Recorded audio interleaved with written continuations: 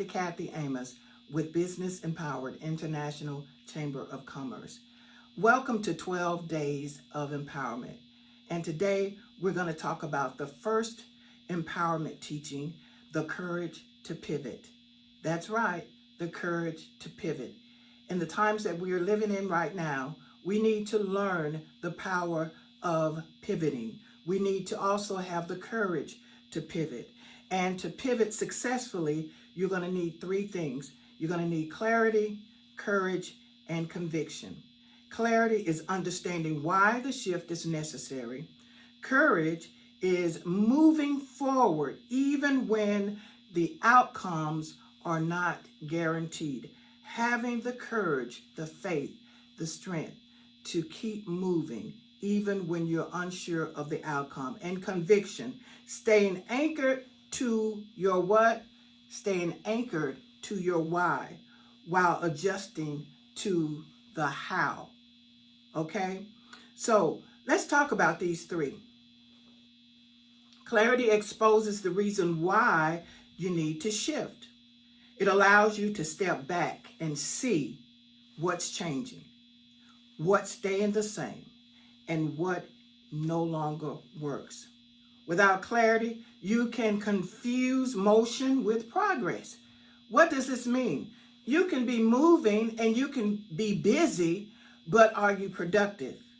Clarity gives vision a new lens so you can make intentional moves instead of emotional moves.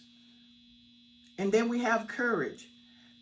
Courage is that bridge between revelation and realization. It is the bridge that gaps revelation with realization. It's what empowers you to take action even when you don't have all of the answers. Every major breakthrough begins with one bold act of faith, one bold step of faith in the face of uncertainty.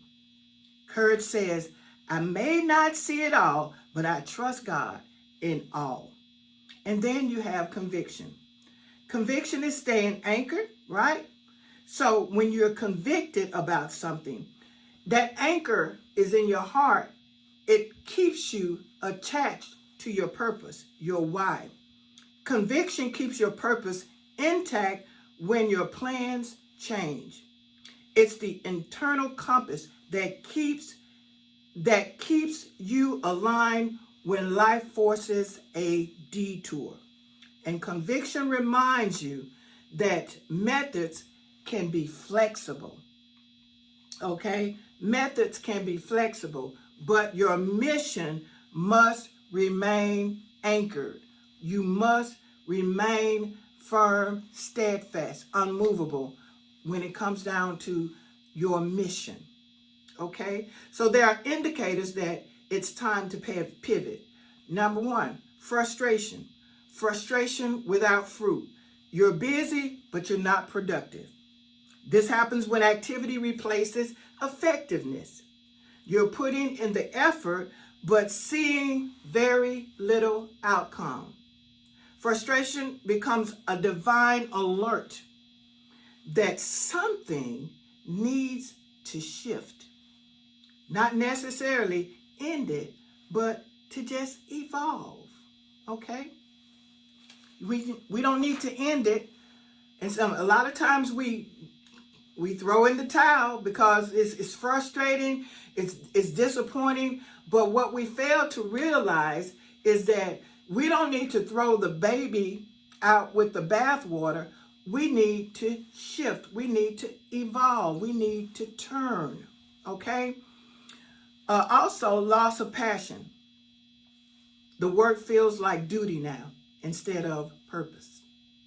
The work feels like this is my duty, or it feels like it's a chore instead of something that you're passionate about. When the fire fades, it's a sign to refuel or refocus. Passion is energy. Let me say that again. Passion is energy. For purpose to do what? to do what it needs to do. If your motivation is drained, it may be time to explore a new strategy or enter into a new season. And then another sign is closed doors.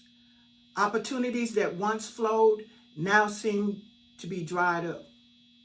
Doors closed not to punish us, but to protect us or redirect us. What's ending could simply be making a way for the next thing to come into place. Every closed door points toward the better fitted opportunity. So when doors close, don't look at it as, okay, this is the end. No, God says, I'm shifting you because I have better for you. Okay? And the last one, the last sign is inner restlessness. Inner restlessness. This is a holy discontent that something more is calling you. This isn't ordinary boredom. It's a spiritual nudge that growth is calling your name to come up higher. So restlessness often precedes revelation. Restlessness comes before revelation, but the next assignment is waiting on your yes. So take it as that inner restlessness calling you to a higher place, another place where God wants to reveal himself for your next. Okay? Then we have the mindset shift. Okay? So while we're pivoting, we need to have a mindset shift from what? Fear to faith. Fear to faith. Fear says, what if it doesn't work? That's what fear says. Faith says, but what if it does? What if it doesn't work? Ooh, I'm scared. But fear says, what if it does? Fear freezes potential. Faith fuels your progress. Pivoting requires seeing possibility that lens of purpose, not pressures. Through lens of purpose, not pressure. Every pivot requires us to release control. Woo! I was just listening to my daughter make a little reel, and she was talking about relinquishing control and how uncomfortable it seems or it feels for her to relinquish control. But what she doesn't realize is that she's relinquishing control so that she can embrace her creativity. Okay? She's relinquishing control, having her hands on so many things, so many other things, and just saying, okay, I'm gonna embrace my creativity so it can flow through me. You don't lose control when you pivot. You hand it back to divine timing. Let me say that again. You don't lose control when you pivot. You hand it back to divine timing. Oh, that's so good. That's so good. Creativity thrives when certainty is no longer your crutch. Certainty is no longer your crutch. What does that mean? That means that I'm sure within myself, but then you're not really stepping out in faith if everything is working within yourself in the power of you. Uncertainty, you gotta be able to release your creativity even in the midst of uncertainty. You gotta be willing to shift even in the midst of uncertainty. So it's not about abandoning your mission. It's about updating the method. How are you doing it now? You've got to shift. You got to pivot the way you've been doing things to a better way. Okay? And then the goal remains the same. The route just changes just a little bit. The destination of destiny often requires new direction along the way. So along this destiny journey, you're going to have to realize that there are new and better ways.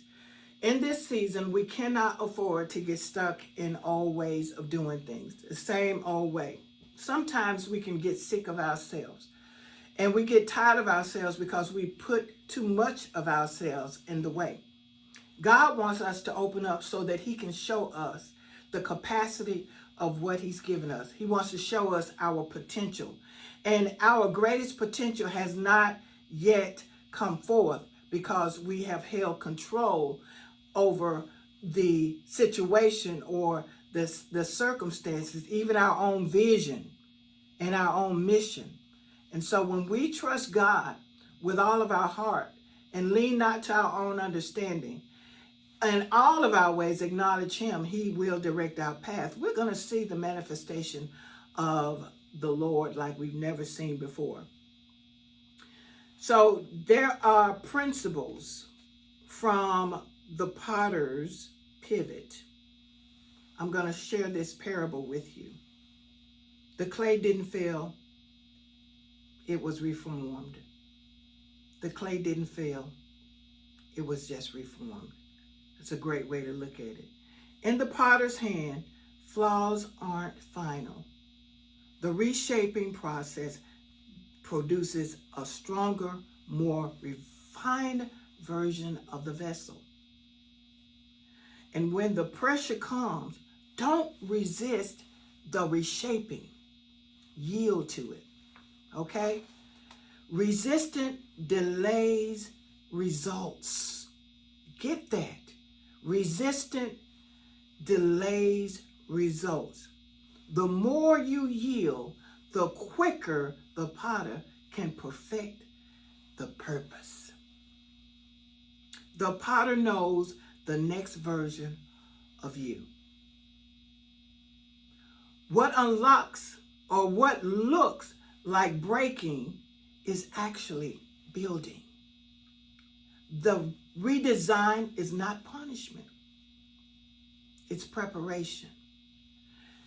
Every time we pivot or every time we evolve or every time God puts us on the potter's wheel, he is showing the world a new version of who we are.